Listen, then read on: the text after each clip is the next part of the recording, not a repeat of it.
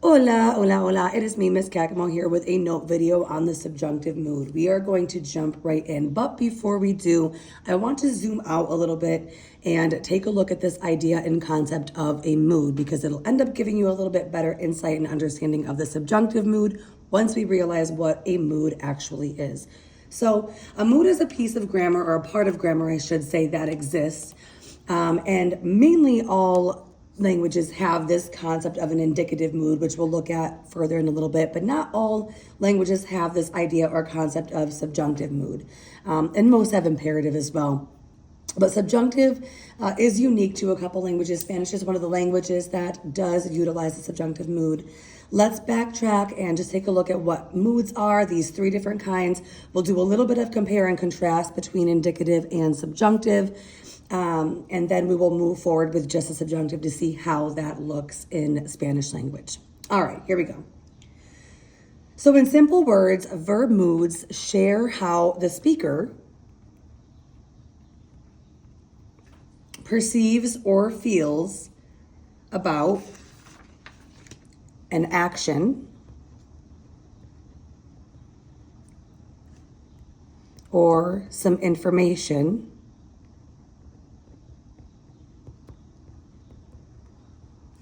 etc. And we'll circle back up to that in just a minute. So the three kinds of moods in the Spanish language would be the indicative mood, which expresses certainty, reality, facts, concrete ideas,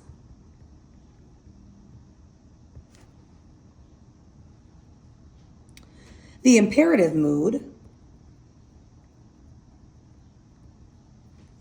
which expresses commands or demands. Anytime that you give a command to someone, do your homework, make your bed, that's the imperative mood. Those are learned in level 3.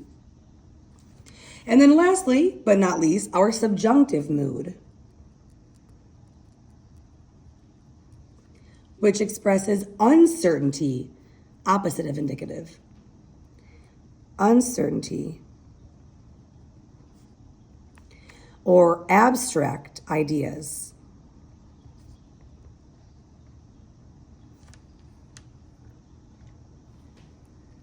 Such as hopes, doubts, or emotions, to name a few. And we will circle back up to that as well.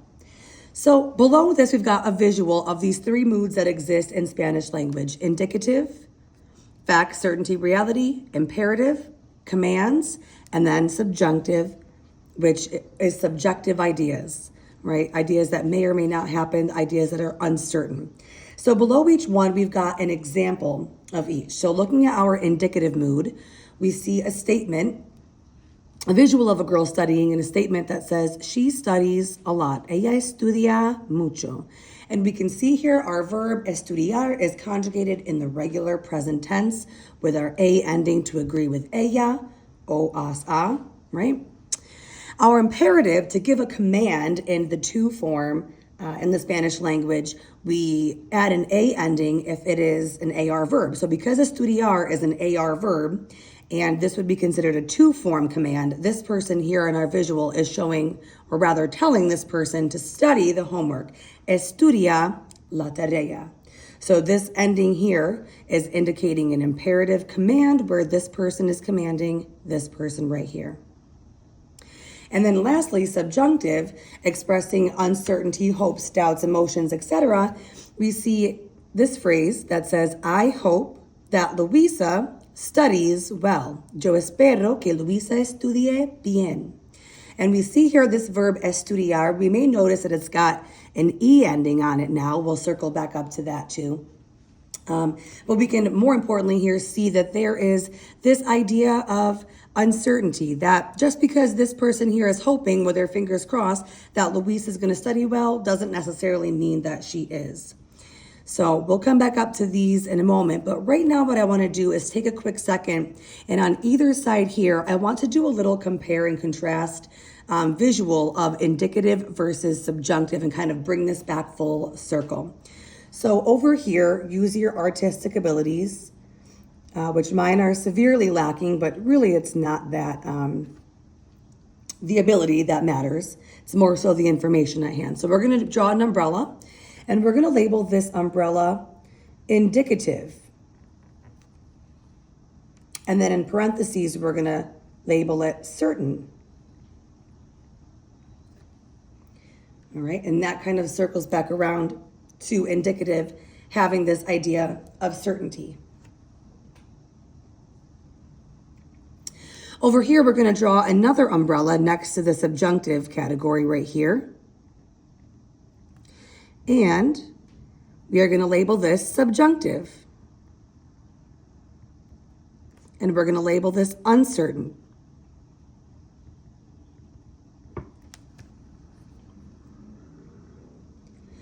So, thinking back to your entire Spanish experience, all of the verb tenses that you have learned so far all fall under the indicative mood umbrella. So for example, let's jot these down, don't skip this step. Present tense, present progressive. That's like saying, I am walking, he is listening, they are dancing. A lot of times when I ask this out loud, teaching this to students, they'll say, oh, past tense, absolutely correct. But we have two specific past tenses that we always refer to, which would be the preterite and the imperfect. We have our future tense, like saying so-and-so will do this. Our conditional tense, which is like saying would. And we have our present perfect tense, which is like saying somebody have or has done something. I have traveled. They have listened. She has practiced. And there are other ones too. So if you're in level 3, think about your white verb endings page, which all of those are listed. But if you're in level 4, think about show or colorful cardstock packet or your yellow verb endings page. There are more tenses that exist here, but for the sake of time, we're going to leave it at this list. So all of these tenses that you have learned so far fall under the indicative mood, meaning that whatever these statements are, there is an idea or concept of certainty behind them. So if I were to say to you, for example, I make Spanish note videos. For me as a speaker, the person saying that is a certain idea for me. I'm currently doing it right now. We could say that it's facts, right? It doesn't always have to do with the idea of facts directly, but there is certainty for the person speaking that. I might say, for example, let's kind of go over here into where sometimes there's a little gray area. So if I'm talking in the future tense, we know for sure that sometimes things can change, right? So if I were to say right now, when I graduate high school, I will, future tense, I will go to college. So could that potentially change? Absolutely. But for the person speaking that out loud, that is their certainty, that is their truth, that is their plan. Okay? So we don't focus so much on, oh yeah, you know what, that might change. Yes, it could, but we're not going to think about it in that light. We're going to think about it as the person who is speaking these statements. For them, there is an idea or a concept of certainty or reality behind what they are saying. Okay?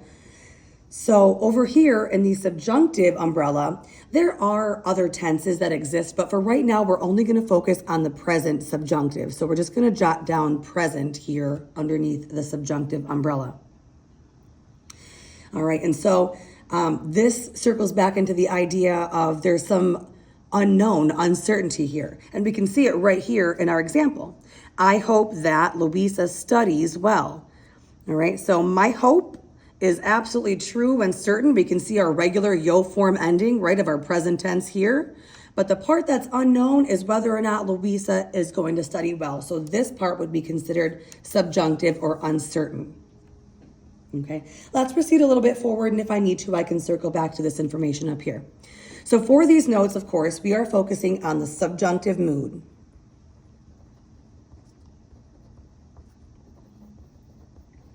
And then in parentheses nearby, we're going to just quickly jot down the present subjunctive. Okay? So we have an example of a subjunctive sentence right here, but let's take a look at the working parts to a subjunctive sentence because it's more so than just the subjunctive present verb. There's more to it as we can see. So when we are looking at a subjunctive sentence, there are 3 working parts to it, to a subjunctive sentence. So let's break it down a little bit and then we'll do an example. Okay. So part 1 of our subjunctive sentence is going to consist of subject number 1 and verb number 1.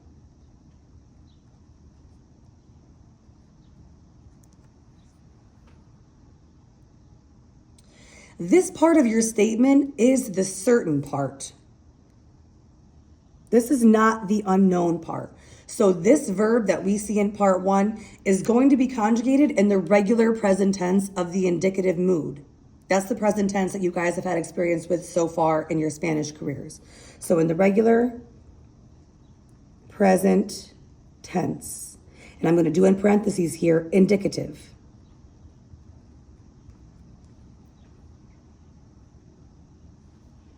So let's jot down right here an example in English of our subject number 1 and verb number 1.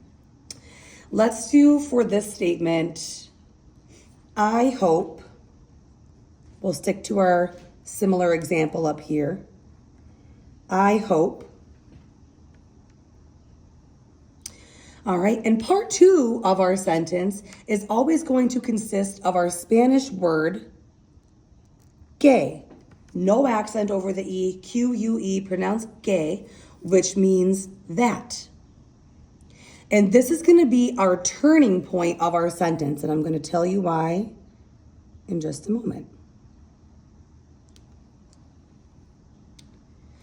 Because anything that follows the que, the that, is going to be the part, or the verb, I should say, that we are going to have to put in the present tense subjunctive. That's going to be the unknown part. So here for part 3, we're going to write down subject number 2 and verb number 2. So as I mentioned a moment ago, this is the uncertain part. So this is the verb that would be conjugated in the present subjunctive. A few moments back, we looked at this example here. I hope that Luisa studies well. And we acknowledge that our verb to study, estudiar, is an AR verb. And I said, pay attention to this ending right here because there's an E ending on this verb. And we'll see in a few minutes when we get down here how we conjugate a verb in the present subjunctive. But this part right here is the unknown part. Okay? So I'm going to go back just a little bit here. I'm going to write down the word that right here, which is our turning point. And then let's do the rest of a sentence here. Let's plug in, I hope that Luisa listens.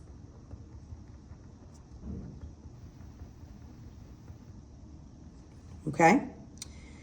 So digesting this sentence here in English, we've got our part 1, which is our first subject, right? The subjects are people who do the verbs or things that do the verbs. They're the action doers. So I is subject number 1.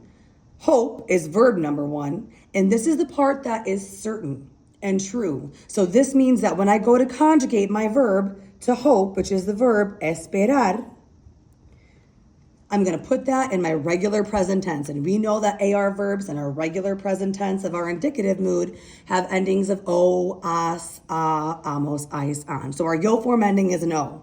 So I hope would be yo espero. Our word for that in Spanish, as we see, is our word que. And then our part 3 is our subjunctive part of this sentence, meaning that this verb is going to have to be put in the present subjunctive. This is the part that is unknown. Me hoping is the certain part. If I say, I hope that Luisa listens, this is certain and true to me. I'm really hoping that. The unknown part is Luisa. Whether she listens or not, we don't know. That's subjective. That is uncertain whether that will actually happen. Okay? So let's take a look here. Our subject number 2, Luisa, is just going to stay Luisa. And then we've got our verb to listen. So I'm going to just jot that down over here for a visual. We should all know the verb to listen is escuchar. All right. And before I can do anything with this verb, we're going to pause for a moment before we conjugate it right here. And we're going to come down here and look at how to conjugate a verb in the present subjunctive. We know how to conjugate a verb in the present indicative. That was what was learned in level 1 Spanish. Now we're going to look at how to conjugate a verb in the present subjunctive mood. Okay? And we have a bit of a step-by-step guide here because there are some steps that go into play before we plug on our endings. So in order to conjugate a verb in the present subjunctive mood, we have to start by putting the verb into the yo form of the regular present tense. Regular meaning indicative. Okay? And if that wording confuses you, we can jot down an IND over here as a reminder. So we start off by thinking about that verb in the yo form of the regular present tense or the indicative mood present tense. Meaning if I'm thinking about the verb escuchar, I'm going to think about it first in the yo form over here, which is escucho. Okay? But the reason why we have to do that, and why we can't skip that step, is because if there's an irregularity in the yo form, like go, for example, our verb tener's yo form is tengo, we ultimately are going to use the stem of the verb in the indicative present tense yo form as our entire stem for all of these subjunctive endings. And I'm going to come back to that in a minute. So we have to think about the verb in the yo form first in case of irregularities. Once we figure out what our yo form indicative regular present tense is, we're going to drop off the O because we're no longer interested in the indicative mood since we are putting this verb in the present subjunctive over here for this third part of the sentence. Okay? And then once I drop off my O, I've got my correct stem that I'm going to use for the subjunctive present tense. So add correct subjunctive present tense ending. And where can I find that? Well, right over here. Okay? So this is where it gets a little bit more complex.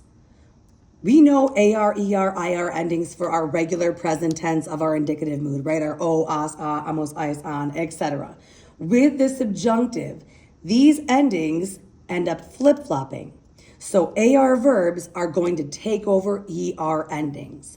So our yo form ending is A, to form ending, ace, el, ella, usted form ending, A, nosotros ending, hemos, vosotros ending, eis, and ellos, ellas, ustedes ending is en.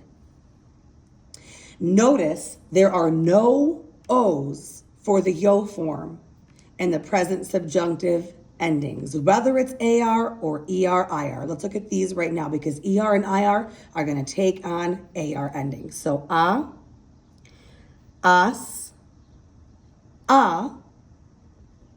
amos, ais, and on. And again, no O endings in the present subjunctive. Our endings reverse and no O's. So coming back up here where we saw this example of our verb estudiar, and we were conjugating it to agree with Luisa, well, estudiar is an AR verb, and we know the ella ending is right here. So that is why we've got an E ending on estudié. So to come back up here to our middle section where we've got this statement, I hope that Luisa listens. Yo espero is our true and certain part. That's the indicative mood. Yo form ending, that's why we've got an O there. Our connecting word and our turning point, que, which means that, and part 3 with our next subject and our next verb. And that's the verb that is going to be in the subjunctive. That's the uncertain part of our phrase. Luisa listens. So we've got our verb escuchar, An AR verb, let's think about escuchar in the yo form of the regular present tense. Are there any irregularities like go-go's? Escuchar is just escucho, so no irregularities there. So our stem is still escuch, and then an AR verb for ella would be an E ending, escuche. Yo espero que Luisa escuche. Indicative, turning point, subjunctive. Certain part is me hoping. The unknown part or the uncertain part is whether or not Luisa is going to listen. Now, a quick example of an irregular yo form and what that would look like. Let's think about tener, which is a go-go verb. Our yo form of tener is tengo. Okay? So essentially, if I were to put, for example, I hope that Luisa has a pencil. Our verb tener, to have. Our yo form of our regular indicative present tense is tengo. Drop off your O when you've got teng, T-E-N-G. And so I would, in that case, say tenga. Tenga, tengas, tenga, tengamos, tengáis, tengan. Or, for example, our verb venir, which means to come. It would be vengo. It's also a go-go. Vengo is our yo form. So I drop off our O, and then for the subjunctive, I hope that Luisa comes to the party. Que Luisa venga. Because venir is an AR verb, venga. Okay, so that's what it would look like if for some reason we had an irregular like a go-go or a C to ZC. All right. All right, so that's going to conclude the first part of the notes, and then we will do the irregular side a little bit later on. Thank you so much for tuning in.